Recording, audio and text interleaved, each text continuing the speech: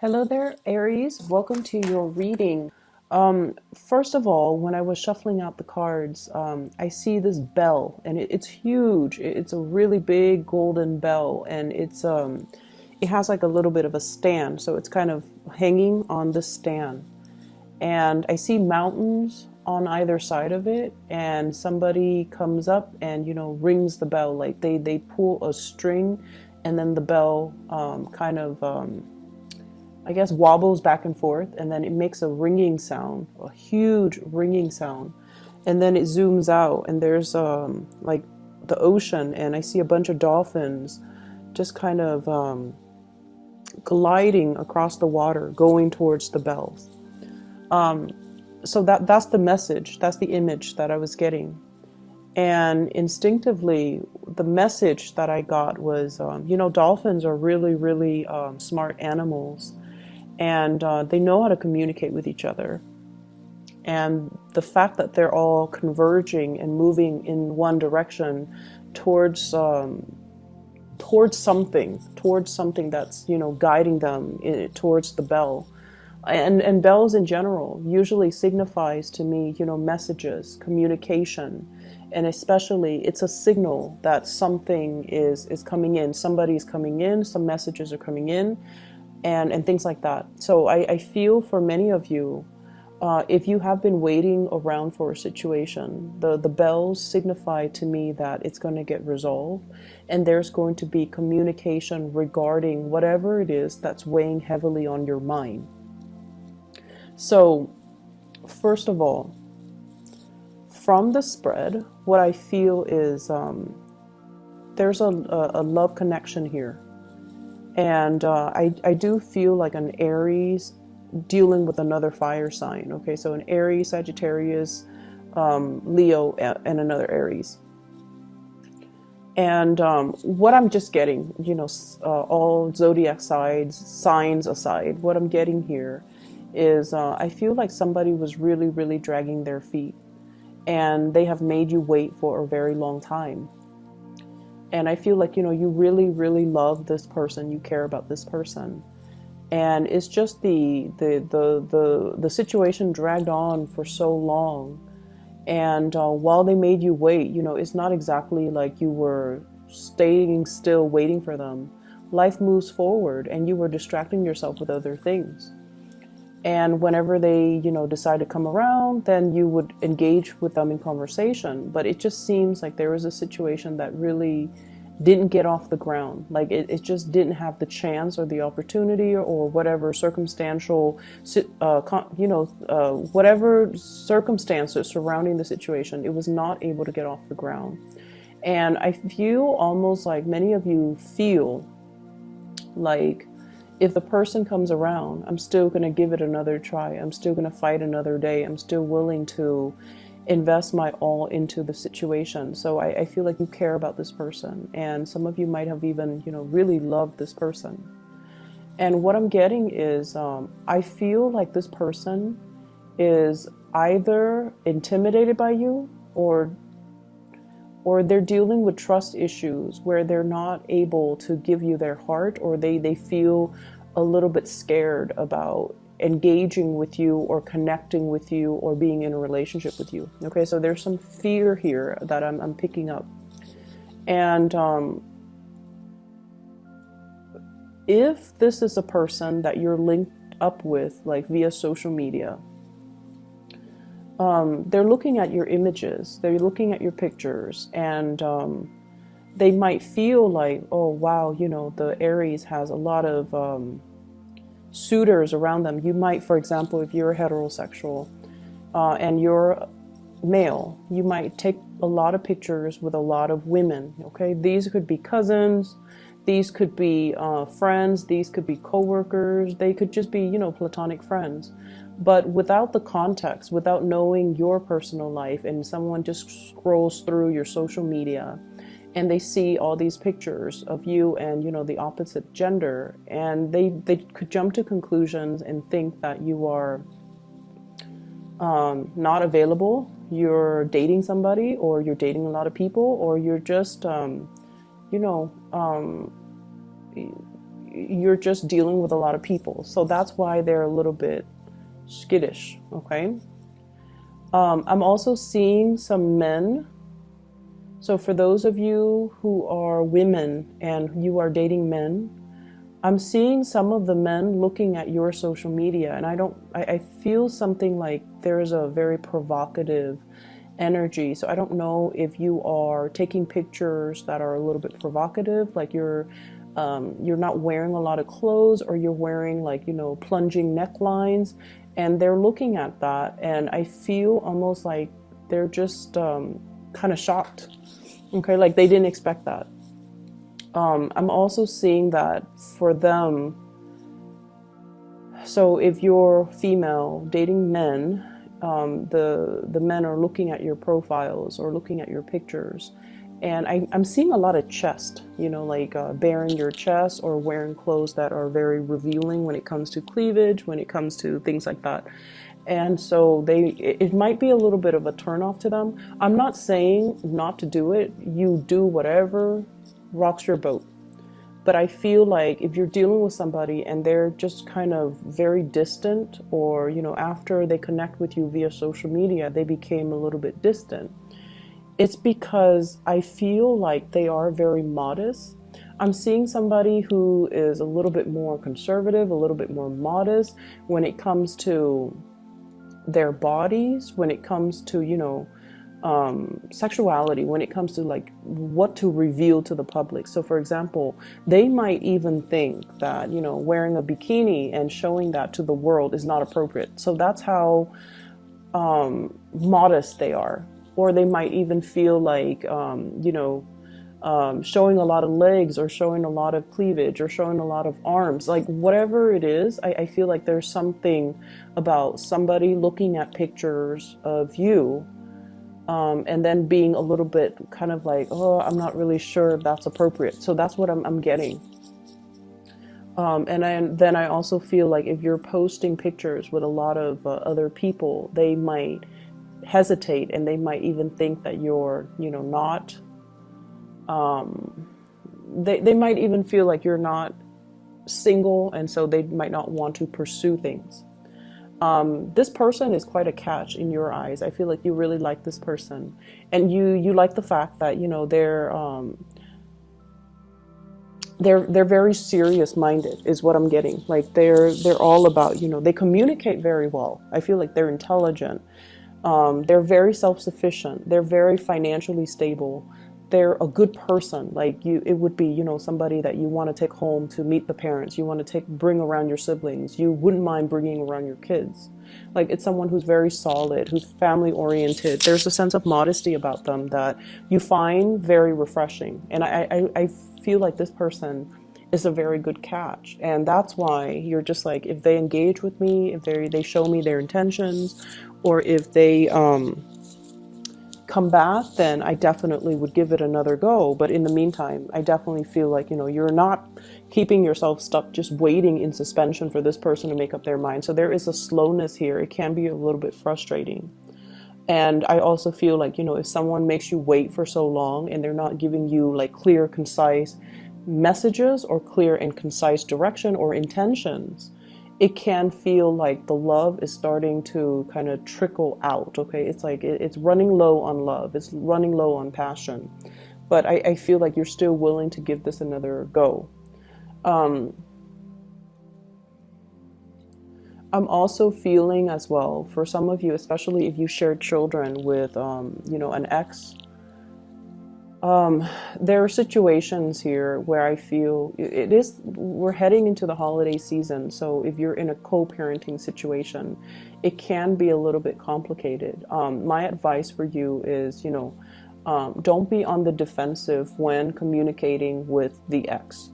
Don't be on the defensive when trying to split up responsibilities. You know, for example, the child, your child might want to spend time with their father, and you're just like, but no, but we planned this whole, you know, holiday get together. So make sure that you kind of work out the details, and I would say early on, and then stick to them. So, you know, don't wait until the last minute to try to scramble and try to figure out what to do, because by that time I feel like You have you would have already, you know, like invited guests or planned something, and then they kind of put a little bit of a wrench in the works when it comes to your plans. Okay, so I do see co-parenting issues coming into the picture, especially if you have children under the age of 10. I feel like it can be a source of contention between you and another person. I almost feel as well, there could be, you know, like you and an ex that chipping in, like chipping in. So this is a smooth energy, chipping in to get something very expensive for the children. Okay, so that's like compromising. Somebody might say, you know, the child might need this really expensive item, and you're just like, I don't, you think, I don't think that's a good idea, because you're like, they don't need it, you know, they're too young for that. But I feel like there's going to be a compromise reach. Okay, so either way, it's going to be smooth out. So, you know, once again, don't be on the defensive. Ask them follow-up questions. A lot of the times when we have strong opinions about something, so for example, if you have a 4-year-old and your ex suggests, let's get an iPad. I'll chip in half, you chip in half, and you're like, automatically your instinct is like, what does a 4-year-old do with an iPad? Why would a 4-year-old need an iPad? Why would someone even suggest that a 4-year-old gets an iPad? And so your defenses or your thoughts are overriding, you know, just that your emotions pretty much. And I feel like the way that you ask the question, like what are you thinking? Ask them follow-up questions. Just even ask them like, don't you think our child's a little bit too young for electronics? Or I'd rather not have my child be distracted with electronics. I'd rather, you know, them play outside, or, you know, we spend more time with them doing arts and crafts and things like that. So verbalize things. Don't jump to conclusions. Just hear the other side out, okay? And we have to really practice doing that. A lot of the times we have really strong opinions about certain things, the way things should be or should not be. And when somebody kind of puts that into question, I feel like we tend to cut them off or cut off that line of inquiry, when in fact we should explore. Why do you think it's so? Or why do you think, you know, the child needs that? Or why do you think that's a good idea? So ask follow-up questions, and I feel like you're going to arrive at a different way of thinking, or you're going to at least understand where they're coming from. Okay, so I feel there's an element here where we kind of need to let our guard down when we communicate, so that we don't jump to conclusions, don't automatically assume the worst, or, you know, don't I guess like impose ourselves in that situation and not let the other person have their say, or not hear the other person's point of view. Okay, so as a generic message, it just signifies to me that compromise is going to be important. What I feel as well is there's going to be, I see like a lot of people with extended families. You might, for example, your parents might be divorced as well. And, you know, mom has a new family, dad has a new family. You might even have your new family. So there are just so many gatherings. I feel like you're traveling a lot. You're traveling, trying to appease everybody. I don't see you doing it in a stressful manner. I feel like it's well planned out. So I don't see you, you know, like going to mom's at 2 and then scrambling to get to dad's family at 5. I don't see that. But I do feel like there's a lot of travel, a lot of movement, a lot of things happening, and lots of family gatherings that you have to go to. And it's a yearly thing. So I feel like you've already got the system worked out. You've already got your routine, and everything is pretty much planned out. So I definitely see like generations, you know, at least 3 generations, grandparents. There might be the grandparents, the parents, and then you, or you might have your own children. So it's the children, you, and then your parents. But I see like lots of different households. Lots of different households. So once again, that message with the bell makes sense, because it's calling all the dolphins to come to one location. So it's like this is where we meet. This is the meeting point, and this is the agreed upon location. But I see them swimming, so they're moving across, long distance too, long distances in order to be there, in order to be at this exact location at that specific time when the bells ring. The other thing I'm sensing as well in this spread is, for those of you who are single, there's definitely somebody who's very, very, very attracted to you. Okay, so for those who are single, what I have here is a really, really attractive man. So I'm feeling like there's an attractive man. Well, he shows up here as the King of Wands. Once again, the cards can be, either gender, but look at this guy. He's really, really attractive. He's very attractive, and the energy that I pick up from this man, the energy I pick up from this person, is that they're really looking at you, like they're checking you out. They're looking at you with a lot of inappropriate thoughts. Okay, so like they like what they see. They definitely want to be intimate with you. That's what I'm feeling. So let me try to unpack this. So because I feel like the circumstances could be different. So I feel like this is possibly a fire sign, Sagittarius, Aries, or Leo.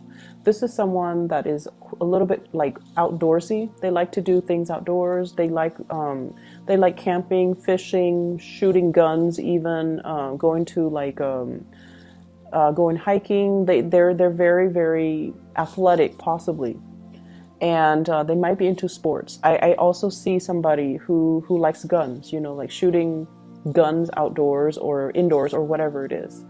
I'm also feeling somebody who might be in some type of a law enforcement capacity. Okay, so they might wear a uniform, they might wear a gun to work, they might have handcuffs. They are just very, very alpha. Their energy is really strong, they're physically strong, and I feel like they're really very attractive. For those who are single watching this, I'm sensing that, you might have gotten out of a relationship, okay? And I feel like you might have children. You might have gotten out of a relationship. You're doing the co-parenting thing with your ex. And you're just like, I don't want to be bothered. I want to take care of the kids. I want to just, do me, focus on me, climb the corporate ladder. I feel you guys are dressed really, really nice. So I'm seeing people wearing suits. I'm seeing people like you guys, Aries. I'm seeing people wearing suits, wearing silk blouses, high heels. Like you work in an environment that is also very corporate, okay? And you go through your motions, and you keep to yourself. I feel you're friendly with people, but you're not overly flirtatious. And I feel like that person is really, really liking what they see. They really like you. They're very attracted to you. They do want to get intimate with you. Okay. And I feel, if they've been holding back, you might want to check to see if they're wearing a wedding ring, because I feel like they might be in another relationship, like a serious relationship. Either they're engaged and they're wearing a wedding band, an engagement band, or they are married. And it's almost like they can. You feel it too when you're around this person. I do see like really, really strong magnetism with this person, and it's almost like they're undressing you with their eyes. It's very inappropriate. Or I don't think they're being inappropriate, but like you can feel it because their desire is very strong. But I feel like they hold back because they're in another relationship. Okay, so I see the single Aries, and I see this person who's really attracted to you. But once again, the person is sitting down, holding back, not really making a move. And even though they feel the passion and the chemistry really, really strongly, we have here Ace of Wands And we also have a relationship here, Four of Wands. I also feel like for those of you who are in a relationship, you might be, the energy could be flipped too. You could be feeling very attracted to another person. And this person, they dress really well. There's something about the way that they dress. They look very regal, like they look very put together.